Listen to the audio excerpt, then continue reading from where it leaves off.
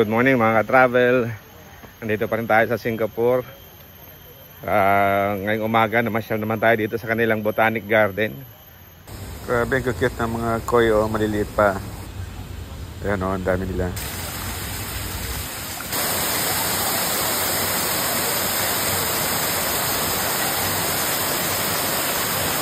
So, pasukin natin ang lalim ng falls.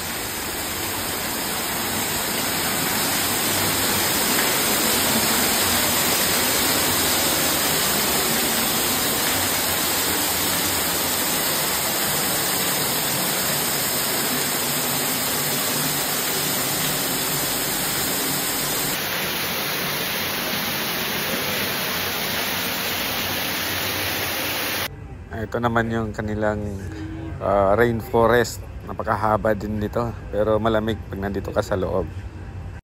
Grabe ang tinik. Parang ratan, ah. Oh. Ang sa taas. Balbon. Tinik yan.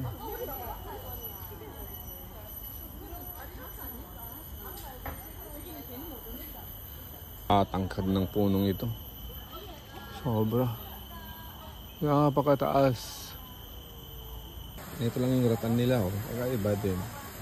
Hindi masyadong matinik. Hindi gaya sa atin na punong-puno ng tinik, oh. Sa nila, ganyan lang yung matinik niya. Iba. Pagkataas, ayan, para rin siyang balete. Marami siyang ugat. Iba-iba. Tapos sinamamahayan siya ng stingless bee. Yan, kita niyo yan. Yung lumilipad-lipad na yan ay stingless bee. Yung maliliit na bubuyog na hindi nanunusok. Yung wala silang sting. Ito naman yung fig tree. Ayan. Parang tibig yata yung pangalan sa Tagalog nito. Naglagay din sila ng mga man-made falls. Maliit na falls dito. Dagdag attraction.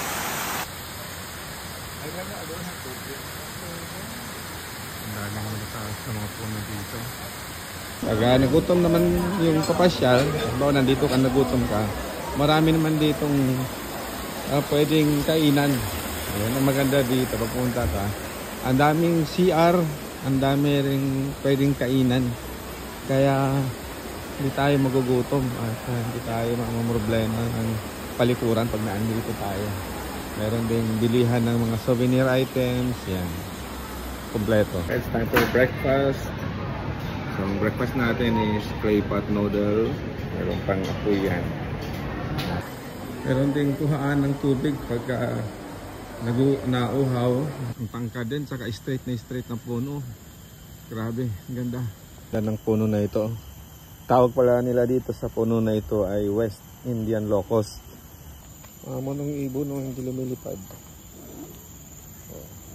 Kasi walang nananakit sa kanila dito, kaya maamo sila. Lakad lang sila. Hindi rin naman siguro mahawakan, pero tingnan mo, sa atin hindi yan malapitan ng ganito kataas. Meron din sila ditong elephant apple o catmon. Ito ay nag-originate sa ating bansang Pilipinas. Ayan. Hindi masyadong malaking puno. Ganito lang siya kalaki. Ayan. Sila ditong kay Mito Star Apple. So nag-originate pala ito sa Belize, Caribbean. Ayan, sa atin napakarami nito no, kay Mito Star Apple. Masarap nito. Isa rin ito na heritage tree dito sa Singapore. Ang tawag nila dito ay Chingal Pasir. Ayan. Dinedicate nila ito sa LU Foundation. Ang tataas ng mga puno na ito, umaabot ito sa 30 meters, no, ang taas. Parin ang ginawa nila dito, silungan, no? Bato. Pinaatong nila. Wow, talaga pinaghirapan din nilang ginawa ito. Ayan. Bato talaga mga ka-travel. Ayan, no? Ayan. Ayan, pinagpatong nila. Ito, kahoy ba to? Oo, kahoy. Mga dating punong kahoy.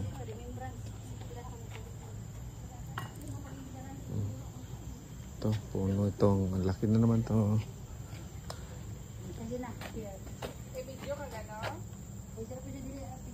So dito yung Evolution Garden. Yan.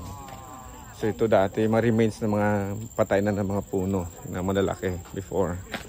Ayan. Ito, no?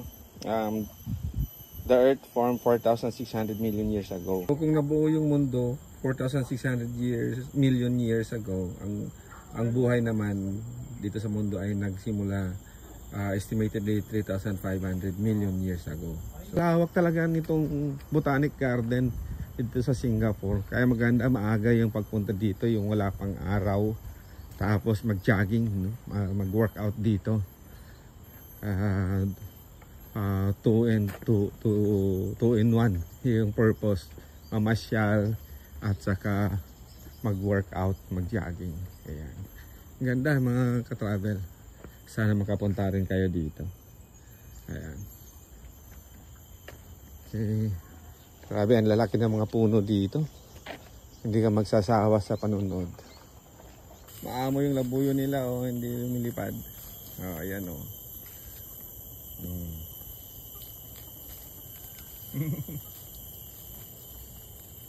Sa atin hindi mo malapitan mga labuyo. I-spiral itong pinasok natin na Evolution Garden mga ka-travel. So pag once na pumasok ka, paikot-ikot yan, ikot-ikot, i-spiral hanggang dating mo yung dulo ng timeline, no? So isa lang yung pasukan tsaka isa din yung labasan. So it's either tapusin mo o kaya bumalik ka.